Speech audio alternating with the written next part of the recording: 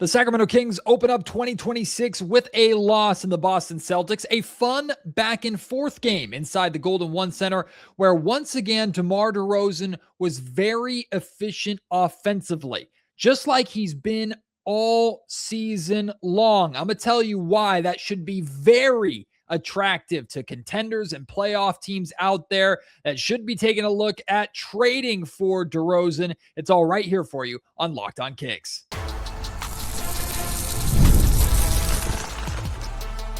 You are Locked On Kings, your daily Sacramento Kings podcast, part of the Locked On Podcast Network, your team every day.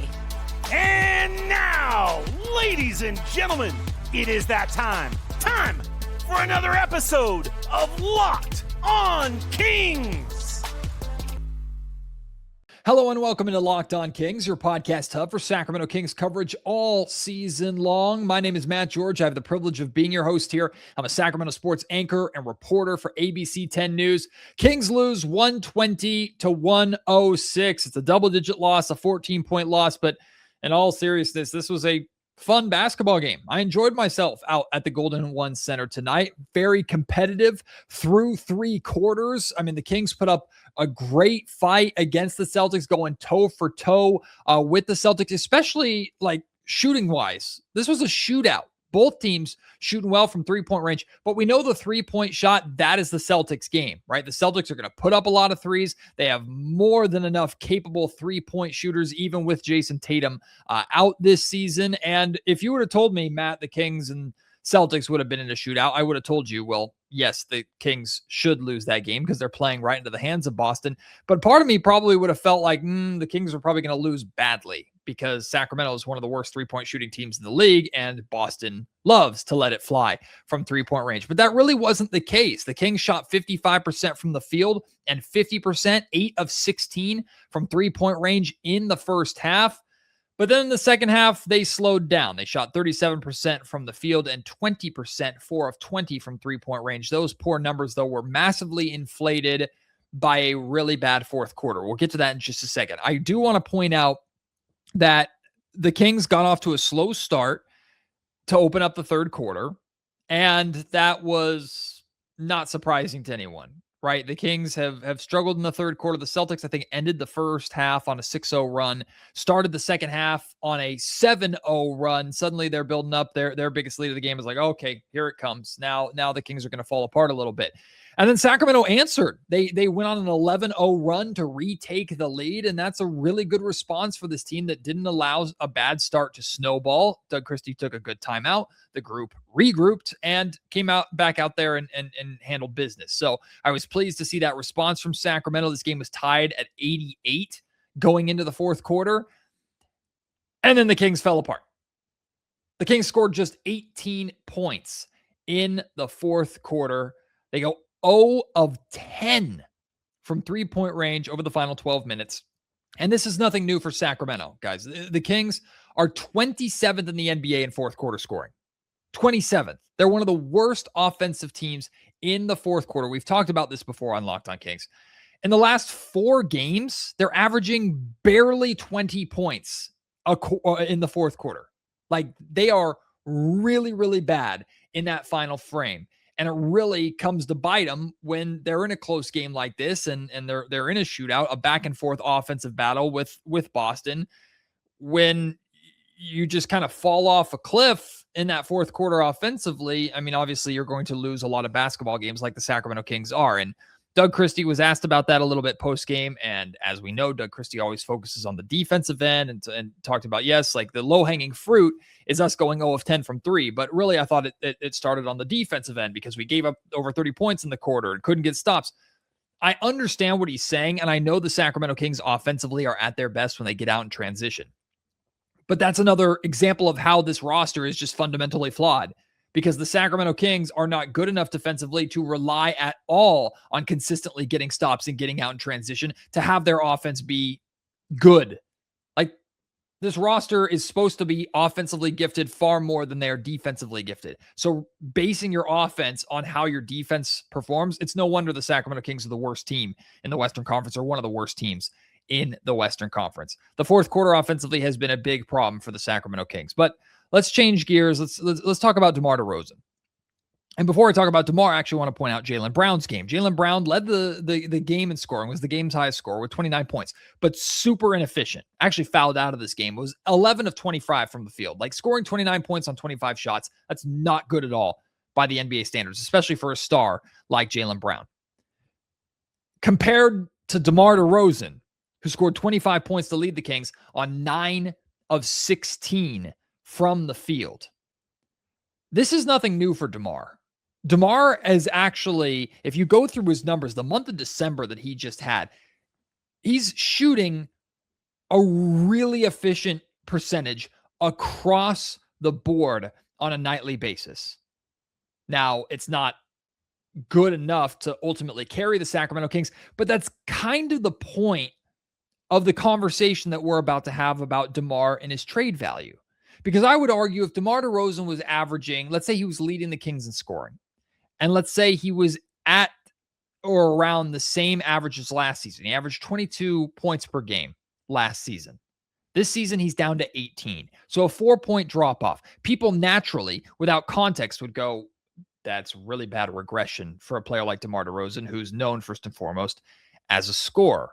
But again, the context is really important, because if DeMar were taking the same amount of shots, if DeMar were scoring the same amount of points, I would argue that that's less compelling to a contender who's not bringing DeMar DeRozan in to be a featured part of their offense.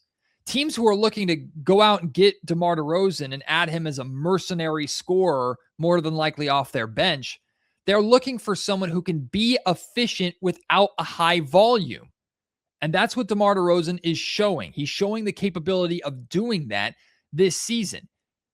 Like I said, he's down nearly 4 points per game on average, but his shooting percentages are up across the board. He's jumped from 47% from the field last season to 50% this season. Jumped from 32% from three-point range last season to 36% this season. Jumped from 85% from the free throw line last season to 89% this season.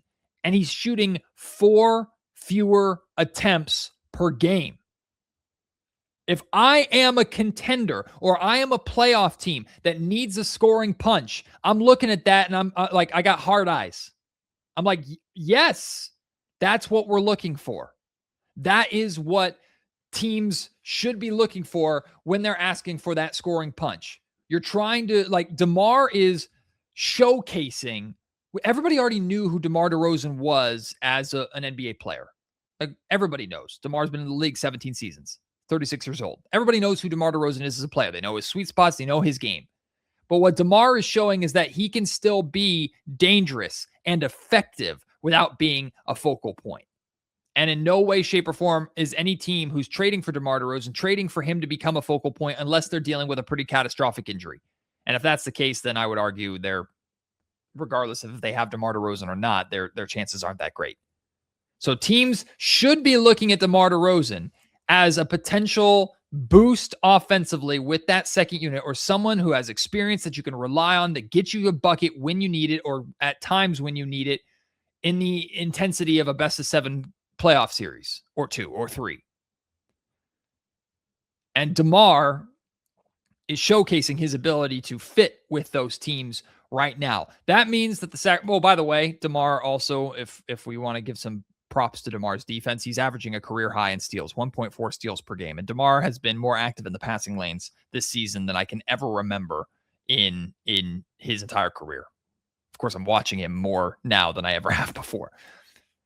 The Kings can have a pretty solid asking price for DeMar, which to me should be like a first-round pick or a solid young player, or a established NBA rotational player that fits the mold and the identity of the Sacramento Kings going forward, or at least in theory fits what Scott Perry's looking for.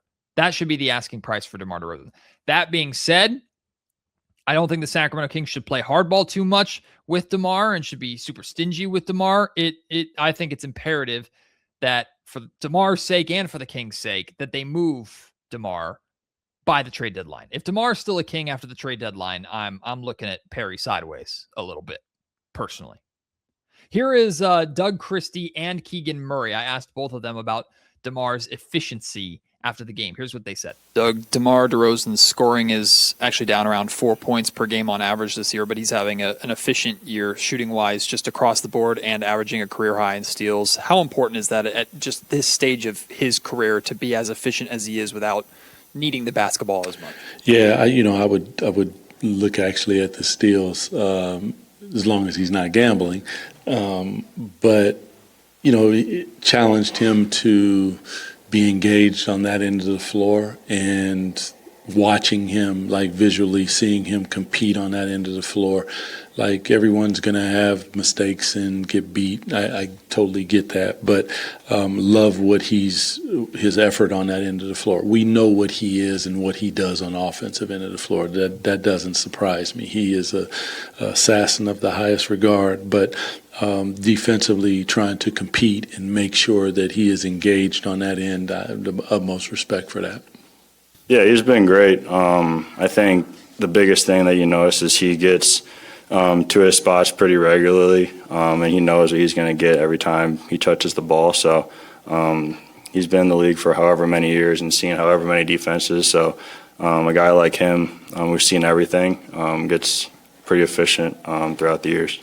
This episode of the Locked On Kings podcast is brought to you by Game Time. During basketball season, there's nothing like being in the building, the energy, the crowd, that first big run that gets everyone on their feet. Fans want to be there for those moments, not stuck refreshing screens or guessing what tickets are really going to cost. That's where Game Time comes in. The Game Time app gives fans the advantage back, making it incredibly easy to score amazing tickets fast, simple, and without the guesswork.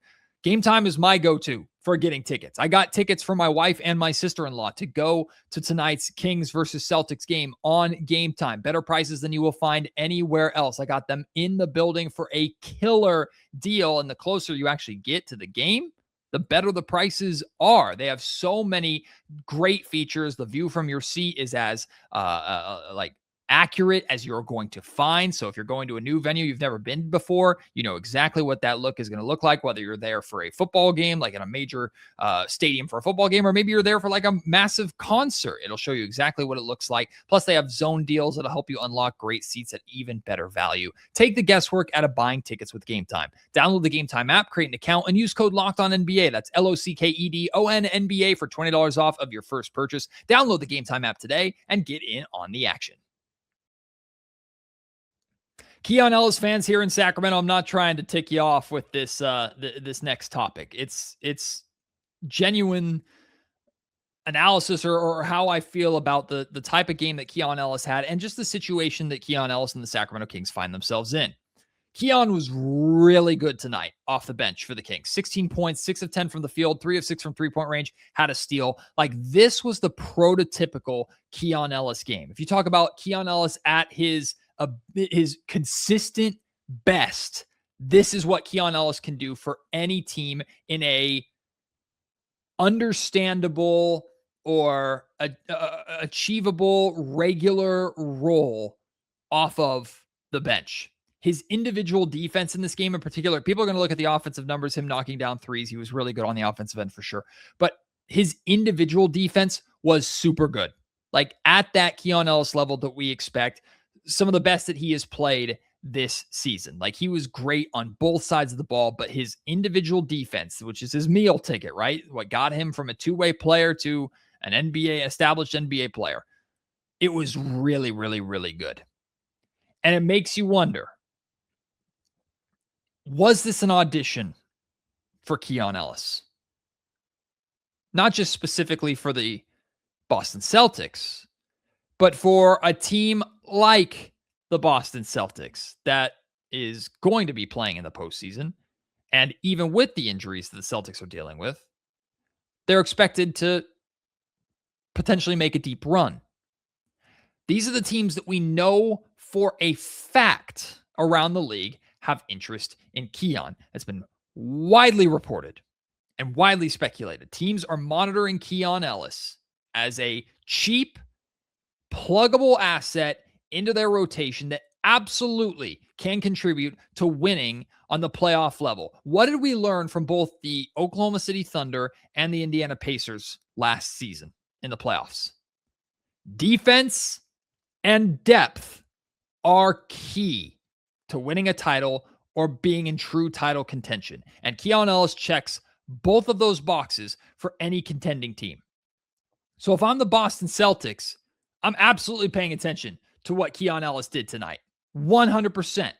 I'm looking at the game he put together. I'm like, hey, we could really use that. Now, I know there are some great guards, defensive guards already in Boston. Like, how much would the Celtics really need Keon Ellis if they have Derek White? Like, I understand. I know Keon Ellis is a better defender, or I would say maybe slightly better defender to let's put him on equal footing as Peyton Pritchard. Peyton is more polished offensively, of course. So maybe the Celtics in particular don't necessarily need Keon Ellis, but a team on the Celtics tier, on the Celtics level, should absolutely be paying attention to Keon Ellis and adding Keon Ellis to their rotation. And Keon knows this, right? Think about Keon's situation too, right? He is not only dealing with the frustrations of in and out of the rotation and inconsistent playing time, he's also looking around at what's happening with the Sacramento Kings and going, I mean, they're entering a rebuild. This team is terrible right now. They're probably not going to be good for a couple of years. Hey, maybe I can get a new deal here. And maybe the Sacramento Kings will give me the most money out of any team when negotiating my next contract. But if I'm Keon Ellis, I am 100% monitoring and interested in teams in the situation of the Boston Celtics, who can not only bring me in right now or bring me in at the trade deadline and plug me into a playoff push and get me some valuable postseason minutes and maximize what I bring to the table, but also I could potentially sign a new deal with them after I'm traded there and secure myself a spot for years to come on a contender or on a team that's expecting to play in the postseason while the Kings are hopefully executing a proper rebuild patiently and the right way.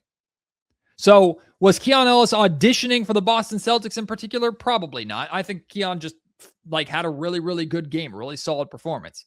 But if I'm Keon, I'm looking down at the other end of the floor and I'm saying, I can hang with these guys. I got to showcase that I can defend these guys at a high level. Because maybe it's not Boston that's calling, but maybe it's Cleveland. Maybe it's the Knicks. Who knows? Like, there are teams out there that are very much monitoring Keon Ellis that can use a Keon Ellis in the postseason that I think Keon Ellis would be delighted to go to. Really quickly, I want to talk about Precious Achiuwa and Neemias Queta. Precious got off to a really strong start in this game. Kings actually started out this game on an 8-0 run. 5 of those points were completely scored by Precious. He opened the game knocking down a corner 3. Next possession defensively, he pokes the ball away, gets a steal, breaks out in transition, throws down a dunk. Precious for the game, 14 points, 5 of 9 from the field, 2 of 4 from three-point range, 2 steals, 1 block. Really, really solid game for Precious Achiuwa. I want to make sure I give him the props and the credit that he deserves, because a lot of times his contributions can kind of go under the radar in terms of conversations about this team. Also want to show some love to Neemias Queta, of course, former Sacramento King, former two-way player here in Sacramento. He had 13 points, 5 of 6 from the field, 5 rebounds, 3 blocks. He stepped into a important starting role with this Boston Celtics team. Doug Christie was asked about Nemi before the game, and Doug had some pretty interesting comments, we thought. I mean, he was talking about he was very close with Nemi. Nemi was one of his favorites when he was here. Doug was obviously an assistant coach at the time, and how Doug never really wanted the Kings to get rid of Nemi in any kind of way. And I know some Kings fans, many Kings fans, feel a certain type of way about seeing Nemi doing what he's doing in Boston. I understand your frustration completely when it comes to that. Like, I get it. You see a player that the Kings kind of, I won't say gave up on, but moved on from after a couple of years. And then he goes to Boston. He wins a ring. Now he's starting for them, giving them valuable minutes. He, like I said, 13 points, 5 rebounds, 3 blocks tonight.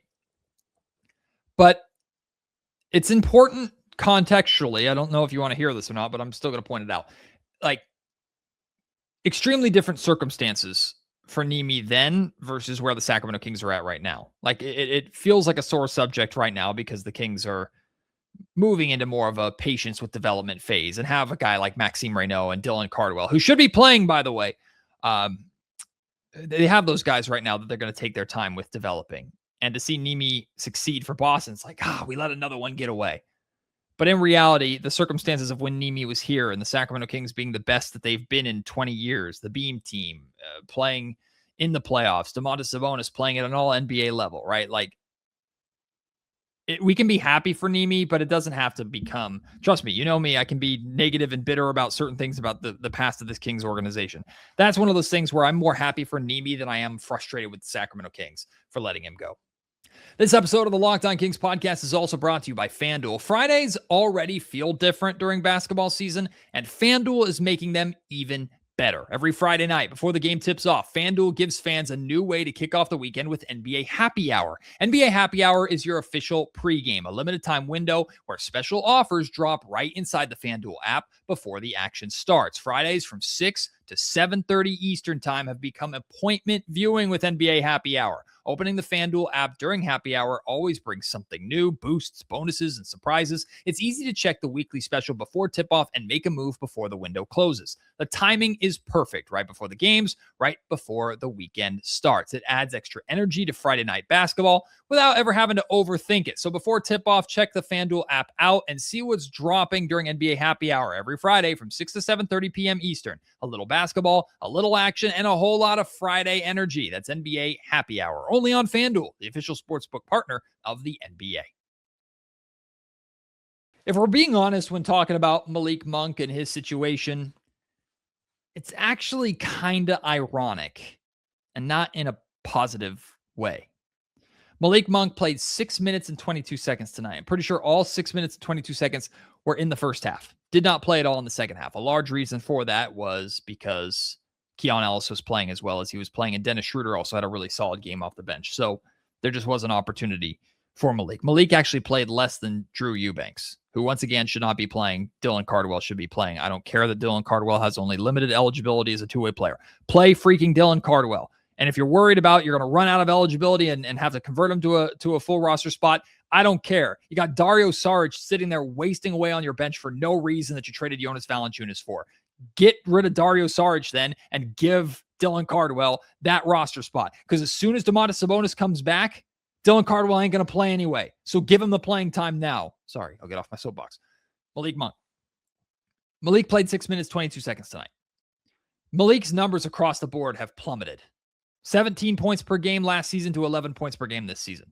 Assists down from 5.6 to 2.3. That number is jarring because remember how essential Malik Monk was as a playmaker and a secondary ball handler for the Sacramento Kings with that second unit. He would come into the game, he'd establish that two-man game with the bigs, get the energy going, and he still does that, but in a much more limited capacity. Like a 5.6 assist to 2.3 assist drop-off. I know the Kings don't view him as a point guard, and they went out and got Dennis Schroeder and Russell Westbrook. But that doesn't mean you have to completely take the ball out of the dude's hands and not try and maximize that strength. His minutes are down from 31 minutes a game to 22. And right now he's damn near just getting DNPs every single night. And his shot volume is down from 14 shot attempts per game to 9. This is y'all don't want to hear this, but this is the reality. And Malik probably doesn't even want to hear this either. Nobody unlocked Malik Monk and got the best out of Malik Monk better than Mike Brown did. And I'm not going to turn this into a big Mike Brown thing. Don't worry. I'm pointing that out because we're talking about Malik and we're talking about the irony of the situation that Malik Monk is in. Because Malik was one of those players who wasn't the biggest fan of Mike and was on the side of, I'd rather the Kings not give him that contract extension. I'd rather the Kings move on from him.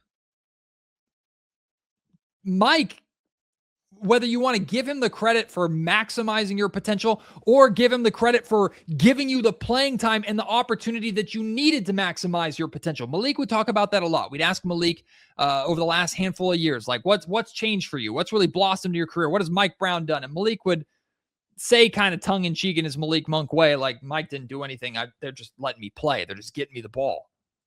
And we like that confidence from Malik. Well, hey, Mike Brown's gone. And you ain't getting the ball. You ain't playing.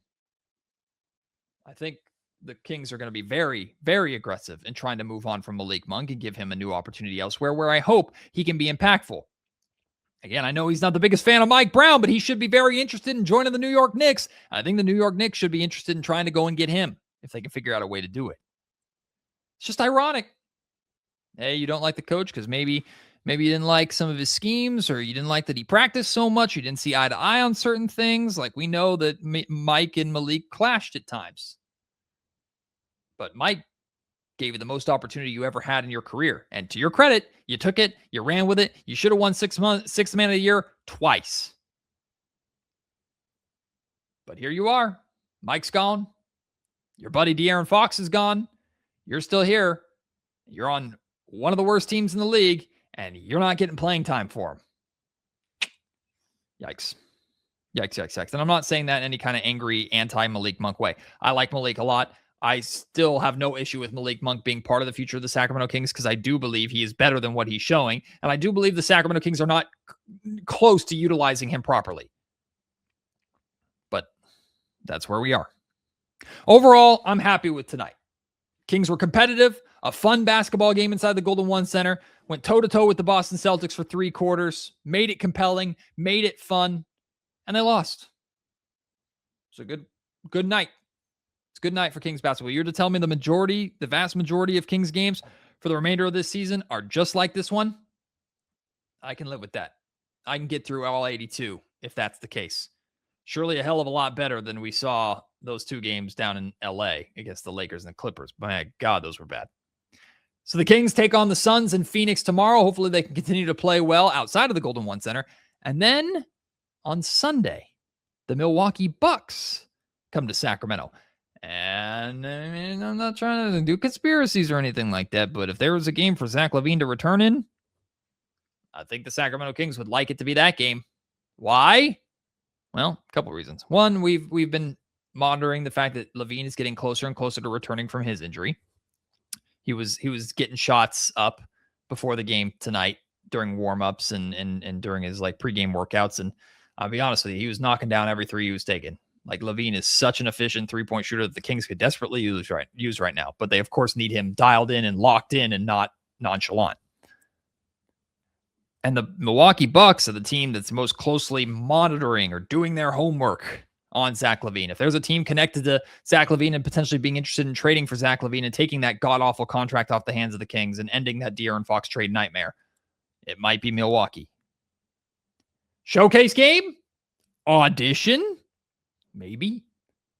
We'll see if Zach LaVine is able to go either in Phoenix tomorrow or especially on Sunday against the Milwaukee Bucks. I will have post-game podcast for you after both of those games like usual, so I can't wait to have you join me for those episodes. Until then, my name is Matt George. You have been listening to the Locked On Kings podcast, part of the Locked On Podcast Network. And Happy New Year!